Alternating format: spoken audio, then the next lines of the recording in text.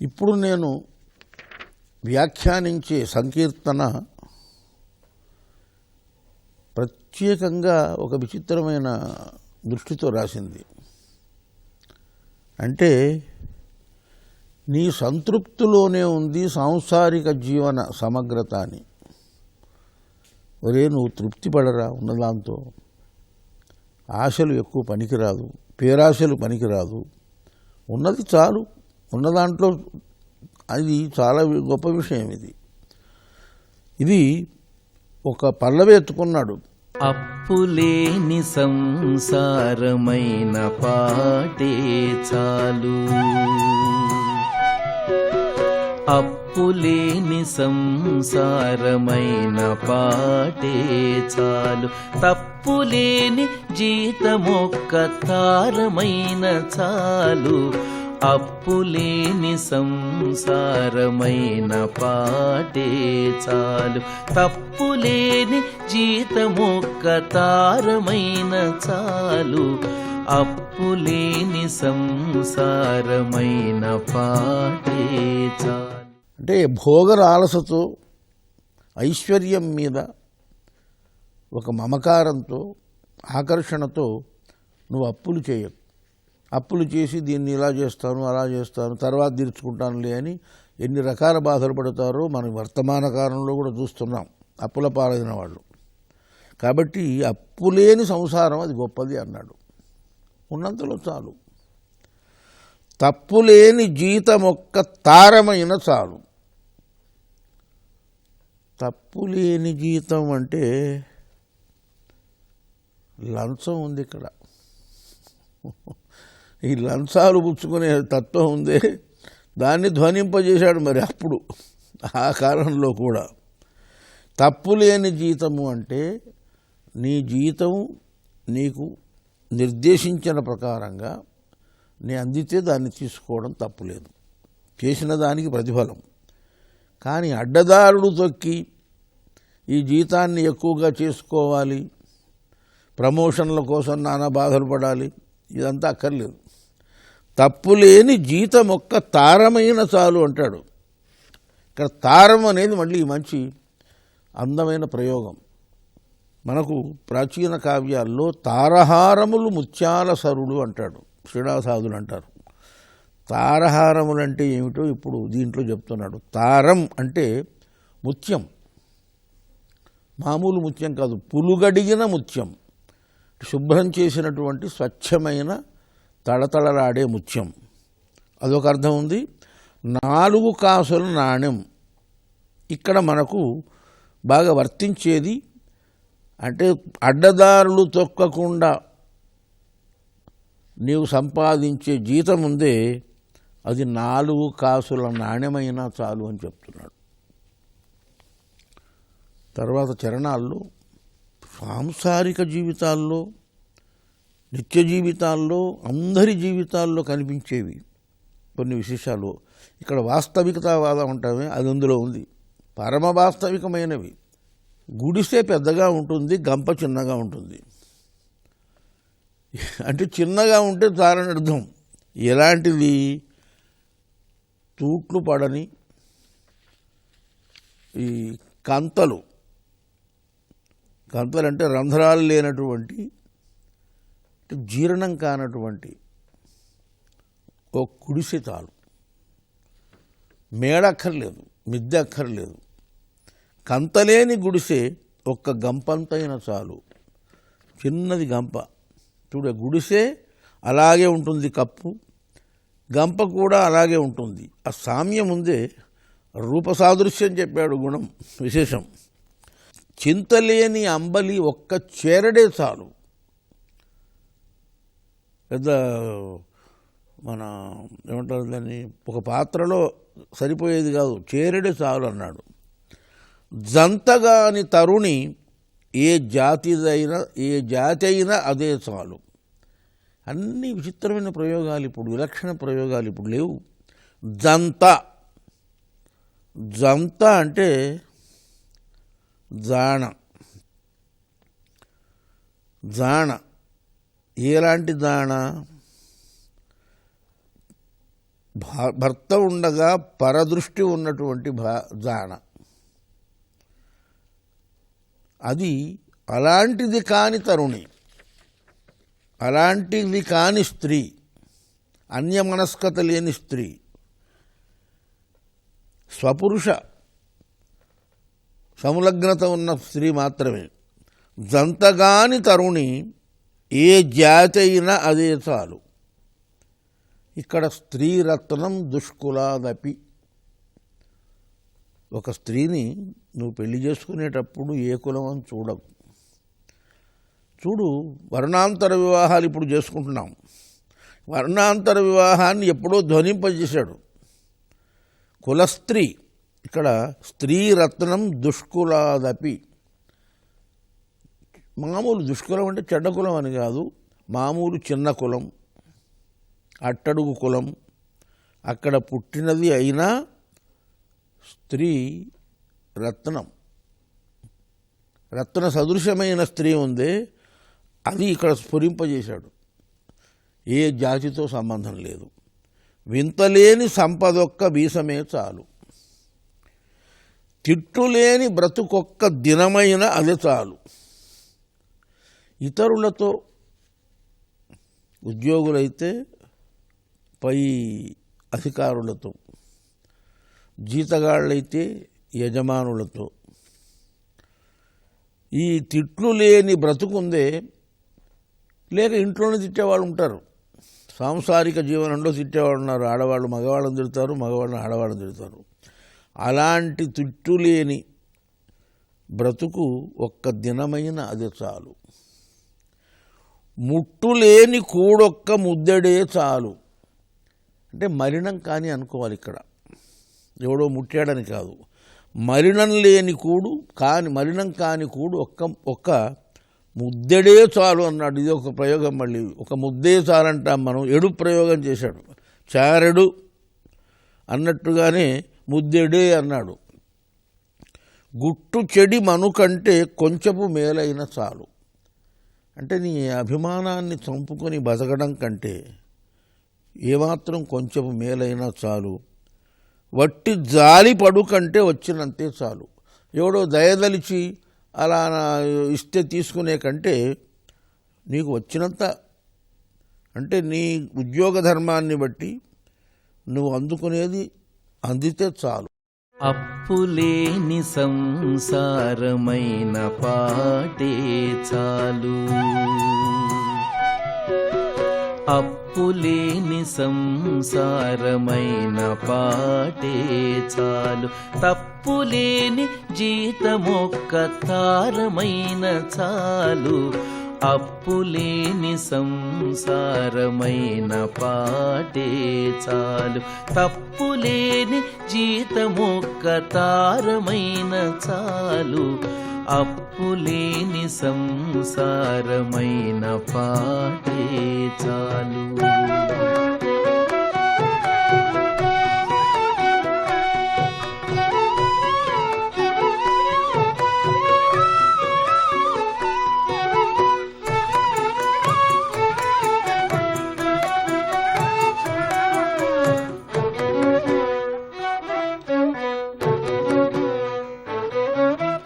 కంతలేని గుడిసొక్క గంపంతైనా చాలు, చింతలేని అంబలొక్క చేరెడే చాలు.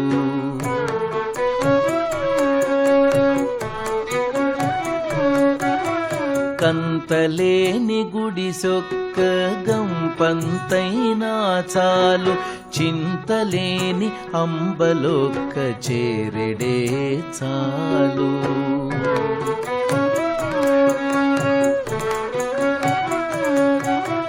జంతగాని తరుణి ఏ జాతైనదే చాలు, జంతగాని తరుణి ఏ జాతైనదే చాలు.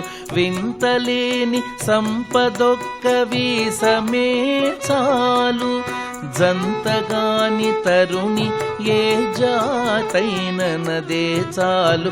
వింతలేని సంపదొక్క వీసమే చాలు, వింత వింతలేని సంపదొక్క వీసమే చాలు.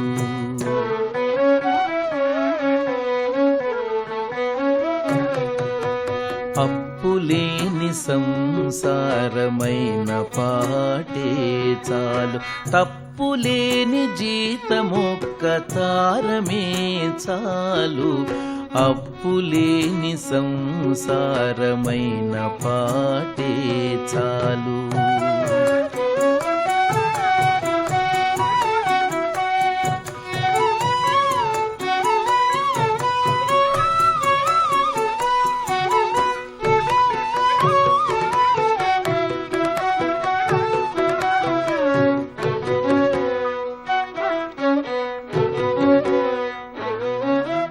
తిట్టులేని బ్రతుకొక్క దినమైనానదే చాలు, ముట్టులేని కూడొక్క ముద్దెడే చాలు.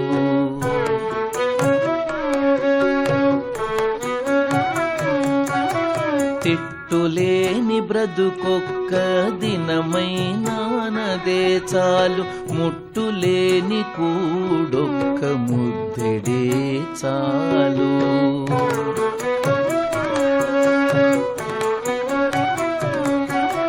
గుట్టు చెడి మను కంటే కొంచెపు మేలైన చాలు, గుట్టు చెడి మను కంటే కొంచెపు మేలైన చాలు.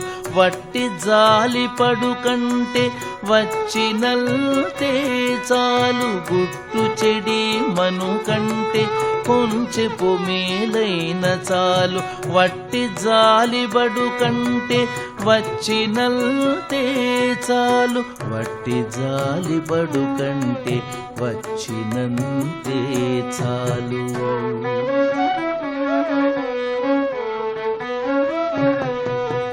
అప్పులేని సంసారమైన పాటే చాలు, తప్పులేని జీతమొక్క తారమైన చాలు. అప్పులేని సంసారమైన పాటే చాలు.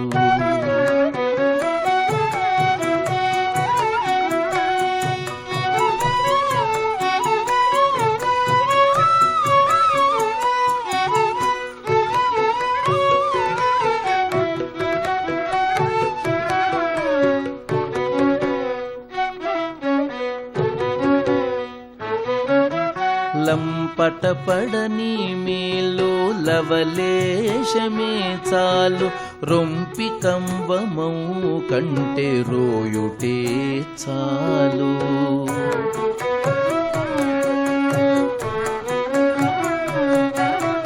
లంపటపడని మేలో లవలేశమే చాలు, రొంపి కంబమౌ కంటే రోయుటే చాలు.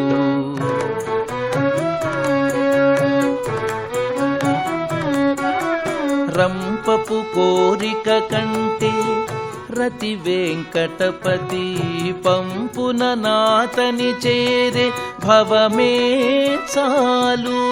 రంపపు కోరిక కంటే రతి వెంకటపతి పంపున నాతని చేరే భవమే చాలు.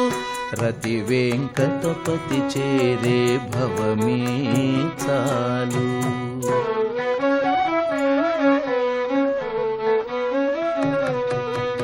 అప్పులేని సంసారమైన పాటే చాలు, తప్పులేని జీతమొక్క తారమే చాలు.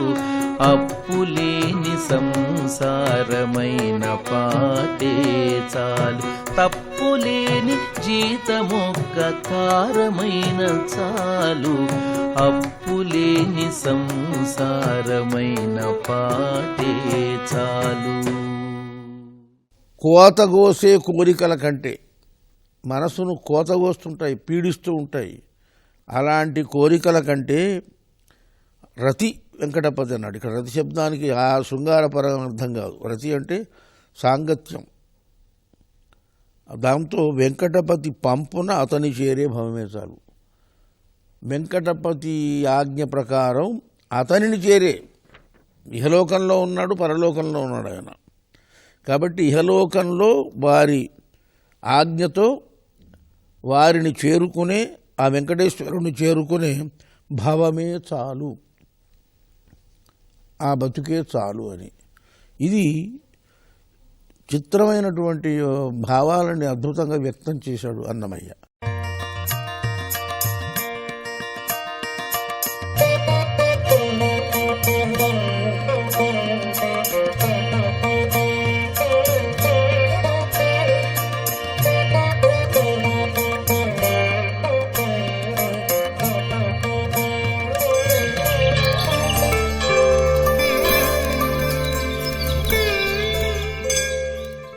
ఇప్పుడు అన్నమయ్య రచించిన మరో సంకీర్తనం గురించి సంక్షిప్తంగా చెబుతాను, కానీ చాలా ప్రసిద్ధమైంది ఇది.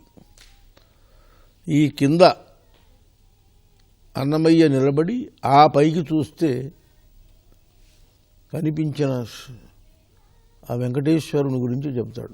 భావింప సకల సంపద రూపమదివో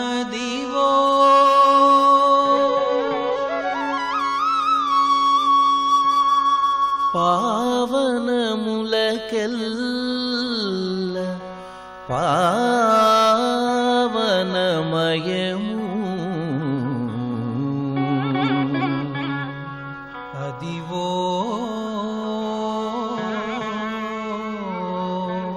అదివో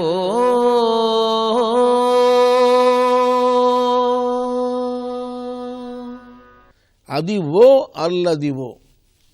బో ఏమిటి? మనకు వెంటనే అదిగో అదిగో అదిగో అని పాడేవాళ్ళు కూడా ఉన్నారు. అదిగో కాదు, అది ఓ అనేది శబ్ద ప్రయోగం అప్పటిది. అది పో, అది పో. ఆ అది పో ఏమైందంటే పకారం ఉంది, వకారం అయింది, గసరదవాదేశం అంటారు దీన్ని. అదివో అల్లదివో శ్రీహరివాసం. అన్నమయ్య సంకీర్తనల్లో దొరికే విలక్షణ శబ్ద ప్రయోగాల్లో ఇదొకటి. 10,000 శేషుల పడగలమయం. శ్రీహరి ఉన్నాడే శేషతల్పశాయి. ఆ శేషతల్పం మీద పడుకున్నప్పుడు ఆ శేషుడి పడగలు పైన, అతని పైన గొడుగుల్లా ఉంటాయి. మరి అవన్నీ సహస్రఫణాలు, 1000 పడగలే కదా. మరి 10,000 శేషుల పడగలమయం అంటున్నాడు ఇక్కడ. అంటే కింది నుంచి చూస్తే పైకి మనం ఎంతో 10,000 అండి, 1,00,000 అండి అంటాం. అంటే ఒక ఆధిక్య సూచన, తన్మయుడై ఆధిక్య భావన చొరబడింది ఇందులో. 10,000 శేషుల పడగలమయము అన్నాడు ఆ శ్రీహరివాసము. ఇప్పుడు అన్నాడు దాన్ని ఏమంటాం? అదే వెంకటాచలము, అఖిలోన్నతము. అన్నిటికంటే ఉన్నతమైంది వెంకటాద్రి అని తాత్పర్యం 7 కొండల్లో. అదివో బ్రహ్మాదులకు అపురూపము. బ్రహ్మ మొదలైనటువంటి దేవతలకు, త్రిమూర్తుల్లో బ్రహ్మ ఒకడు, ఆ బ్రహ్మాదులకు కూడా అపురూపమైంది, ఆశ్చర్యం కలిగించేది, అపూర్వమైందని. అదివో నిత్య నివాసం అఖిల మునులకు. మునులు నిత్యం శ్రీ వెంకటేశ్వర స్వామిని సేవించడానికి అక్కడ స్థిర నివాసం ఏర్పాటు చేసుకున్నారని తాత్పర్యం. అదే చూడు, అదే మొక్కుడు. ఇక్కడ ఒక గాయకులు అదే చూడు అదే మొక్కుడు ఆనందమయము అంటారు. మంచి విరుగులు బాగున్నాయి అవి. అదే చూడు అదే మొక్కుడు ఆనందమయము అన్నాడు. ఇంకా చెబుతున్నాడు, అది వెంకటాద్రి గురించి చెప్పాడు. చెంగట నల్లదివో శేషాచలము, నింగినున్న దేవతల నిజవాసము. మొదటి చరణంలోనేమో ఎందరో మునీశ్వరులకు అది నిలయం, నివాస నిలయం. మరి ఇక్కడ శేషాద్రి, సప్తగిరుల్లో 7 కొండల్లో శేషాద్రి ఒకటి. అది ఎక్కడో స్వర్గంలో ఉన్న దేవతలకు నిజవాసం, సొంత ఇల్లు. నిజవాసం అంటే సొంత ఇల్లు అని, నిజమైన అని కాదు, తన యొక్క అని. ముంగిట నల్లదివో మూలనున్న ధనము. ఇది అన్నమయ్య విలక్షణమైన శబ్ద ప్రయోగాల్లో ఇదొకటి. ముంగిట్లో ఏముంది? మూలనున్న ధనము. అందుబాటులో ఉన్నటువంటి, మనకు అందుబాటులో ఉన్నట్టు ధనం ఎవరు? సంపద ఎవరు? శ్రీనివాసుడే. బంగారు శిఖరాల బహుబ్రహ్మమయము. ఇది బహుబ్రహ్మమయము అన్నాడు. అనేక దేవతల నివాసం ఈ శ్రీహరివాసం. చివరికి కైవల్య పదము శ్రీ వెంకటనగమదిగో శ్రీ వెంకటపతికి సిరులైనది. అది కేవలం ఐహికమైనటువంటి సంతృప్తినొసగేది కాదు, ఆముష్మికమైన ఒక అపారమైన అనిర్వచనీయమైన సంతుష్టి కలిగించేది. కాబట్టి అది కైవల్య పదము అన్నాడు. కైవల్యం అంటే మోక్షం, మోక్షానికి నిలయం. వెంకటనగమదివో శ్రీ వెంకటపతికి సిరులైనది. ఇక్కడ మళ్ళీ వెంకటపతి అనే ప్రయోగం నేను ముందే చెప్పాను. నేను వెంకటపతి అని కవి ఈ సంకీర్తనకారుని ఇష్ట దైవత ముద్ర వెంకటేశ్వరుడు. అది వెంకటాద్రి, వెంకట విభుడు, వెంకటపతి, వెంకటేశ్వరుడు ఇది వచ్చింది. భావింప సకల సంపద రూపమదివు. అక్కడ ఉన్నది ఎవరు? శ్రీహరివాసం. అది శ్రీహరి అంటే, శ్రీ అంటే లక్ష్మి, లక్ష్మి అంటే సంపద. మళ్ళీ ఒక అన్వయం చెప్తున్నాడు.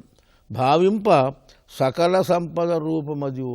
కేవలం బహుబ్రహ్మమయం మాత్రమే కాదు, ఇది ఆనందమయం మాత్రమే కాదు, అనేక సంపదలకు ప్రతిరూపం. కారణం అది శ్రీహరివాసము కాబట్టి. పావనములకెల్లా పావనమయం. పావనమైక ప్రయోగం తమాషాగా ఉంది. మళ్ళీ పావనములు అంటే పవిత్రమైన వాటికి అన్నిటికీ పావనమయము అన్నాడు. మామూలుగా పావనమయము అని అనరు, పావనత్వమయం అంటారు. కానీ అన్నమయ్య ఇలాంటి ఒక విలక్షణమైన ప్రయోగాలు అనేకం చేశాడు. అదివో అల్లదివో శ్రీహరివాసము,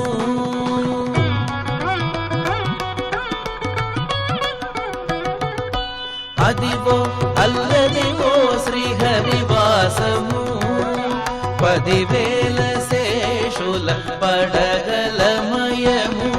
అదివో అల్లదివో శ్రీహరివాసము, 10,000 శేషుల పడగలమయము. అదివో అల్లదివో శ్రీహరివాసము, శ్రీహరివాసము, శ్రీహరివాసము.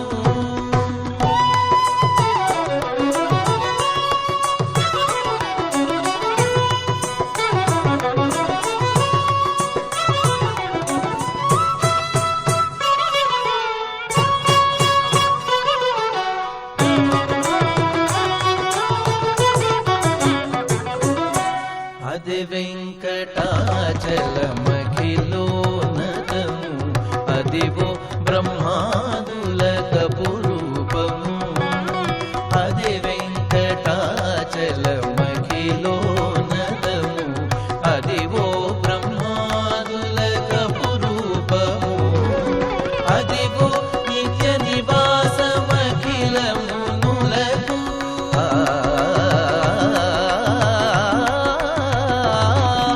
అదివో నిత్య నివాసమఖిలమునులకు.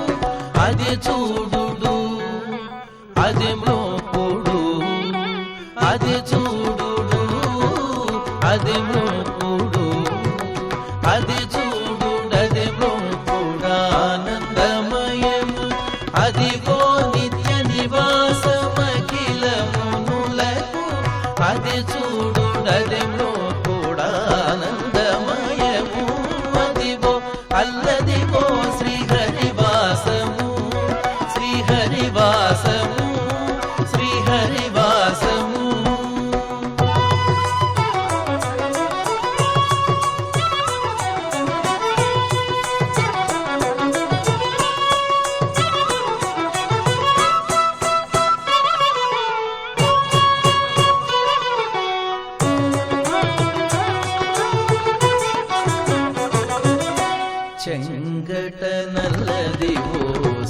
శేషాచలము నింగిన్న దేవతల నిజవాసము చెంగట నల్లదివో శేషాచలము నింగిన్న దేవతల నిజవాసము ముంగిట నల్లదివో మూలనున్న ధనము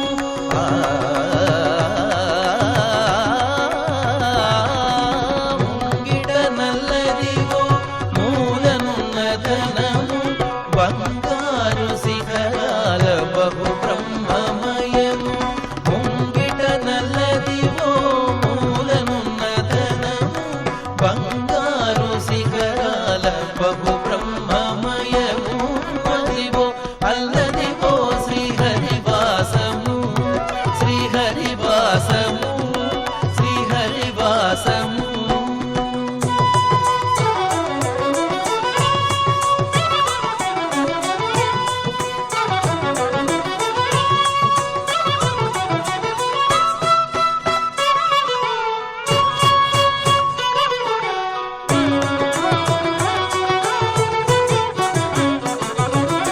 కైవల్య పదము వెంకటనగమదివో శ్రీ వెంకటపతికి సిరులైనది కైవల్య పదము వెంకటనగమదివో శ్రీ వెంకటపతికి సిరులైనది భావింప సకల సంపద రూపమదివో